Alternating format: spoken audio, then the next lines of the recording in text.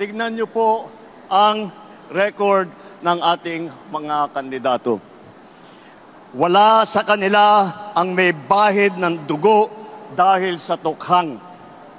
Wala sa kanilang kasabwat sa pagbulsa ng sako-sakong pera, pinagsamantalaan ang krisis ng pandemya, pinabayaan ang ating mga kababayan na magkasakit at mamatay. Wala sa kanila ang mga pumapalakpak sa China at natutuwa pa kapag tayo ay binobomba ng tubig. Tinatamaan ang ating mga Coast Guard, hinaharang ang ating mga mangingisda, ninanakaw ang kanilang huli. At bukod pa ron ay inaagaw pa ang mga isla natin para maging bahagi ng kanilang bansa.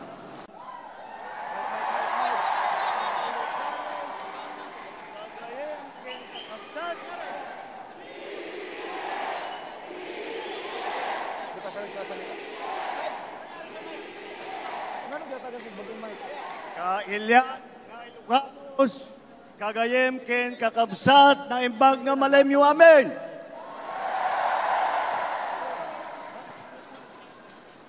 Tugaw kayo, hapo.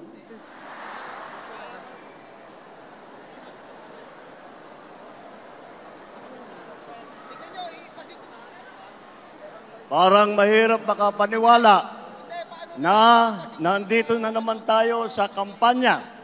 Napakabilis ng panahon, napakabilis ng pagdaan ng 3 taon na akala natin ay magiging mas matagal. Ngunit nandito nga tayo sa darating na halalan sa Mayo.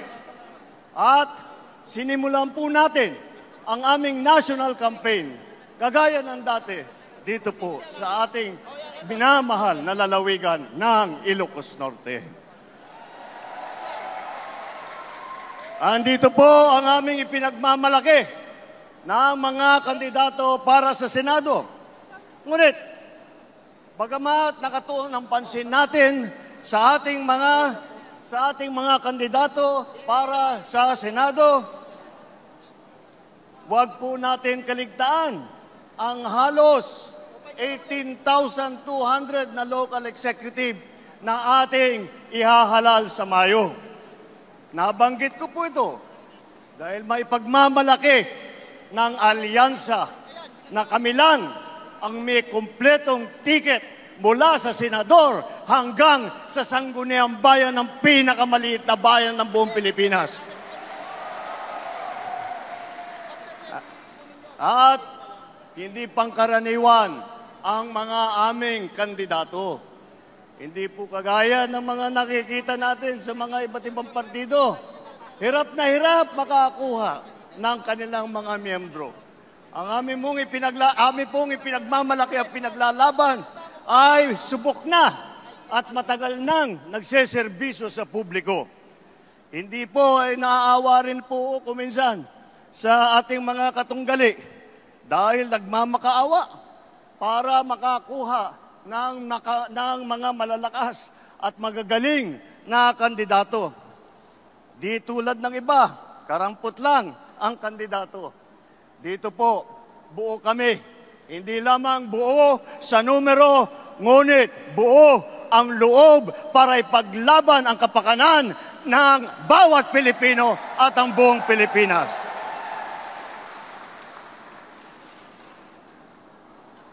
Kaya naman, nagtataka nga ako, parang yung mga iba na naging kandidato, nag-deliver lang yata ng suka, nabigyan na ng certificate of candidacy. Dahil wala ang ikukumpara sa ating mga kandidato.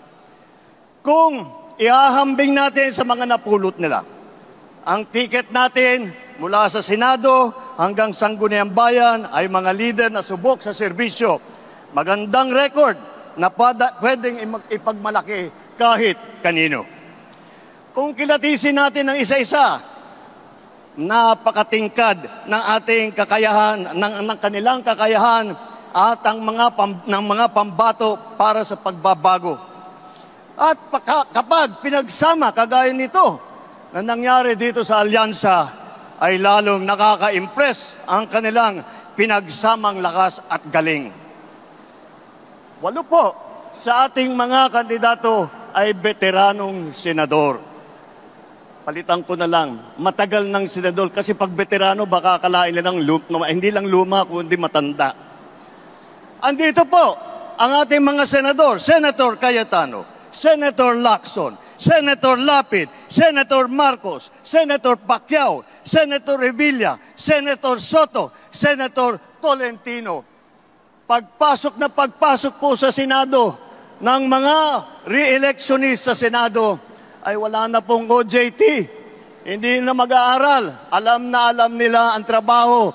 Alam na nila ang pangangailangan ng Pilipino. Alam na nila ang gagawin nila upang gawin at idala sa ating mga kababayan ang kanilang pangangailangan. 7 naman ay nanggaling naman sa Kongreso na subok sa batasan. Andyan po ang mga Congressman Abalos, Congressman Binay, Congressman Cayetano, Congressman Marcos, Congressman Pacquiao, Congressman Tulfo, Congressman Villar. Kitang-kita po naman natin na ito lahat ay sanay na sanay, subok na subok at matagal nang nagpapakita ng galing. Hindi na bagito sa pagpanday ng mga batas. 4 ang nagsilbi sa kabinete. Humawak ng cabinet rank na posisyon. Si Abalos, DILG Secretary. Si Tulfo, nag-DSWD Secretary. Lacson, ng Yolanda Rehabilitation Commission. Tolentino, siyang namuno ng MMDA. Ngunit, sa kanilang katungkulan, ay hindi lang po sila parelax-relax. Tingnan niyo po ang kanilang mga record at makikita po ninyo na sila ay nakagawa ng magandang pagbubuti para sa kanilang mga kagawaran. Alam nila ang government work galing sa kabinete. Hindi lang dada, pero gawa ang kanilang ipinapakita. They are not here to oppose. They are here to propose. 3 ang naging gobernador ng malalaking probinsya. Alam nyo na, Manang Aimee, dito sa atin, sa Ilocos Norte. Lito Lapid, Governor Lito Lapid ng Pampanga. At ang Governor Revilla ng Cavite naman. Bukod pa ron, kasama nila ang 3 naging city mayor. Binay, ng Abi Binay ng Makati, Tolentino ng Tagaytay, Abalos ng Mandaluyong. At huwag natin kalimutan na si Tito Sen, Senator Soto, ay naging Vice Mayor din ng Quezon City.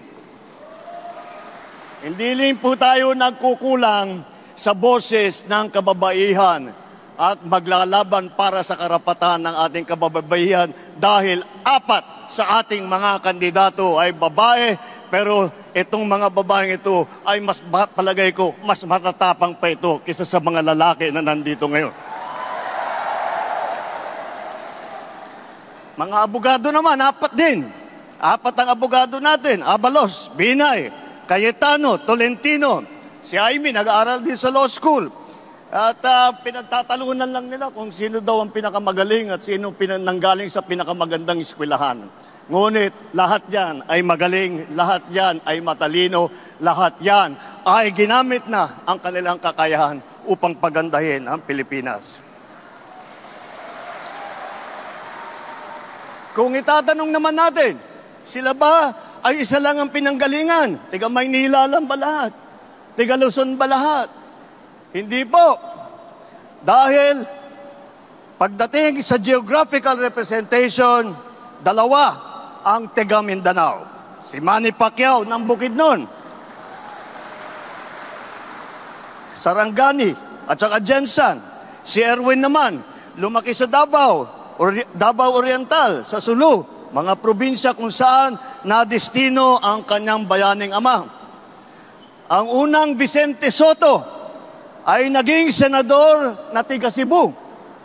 Ang nanay naman namin ni Aimee, alam nyo naman, 100% waray.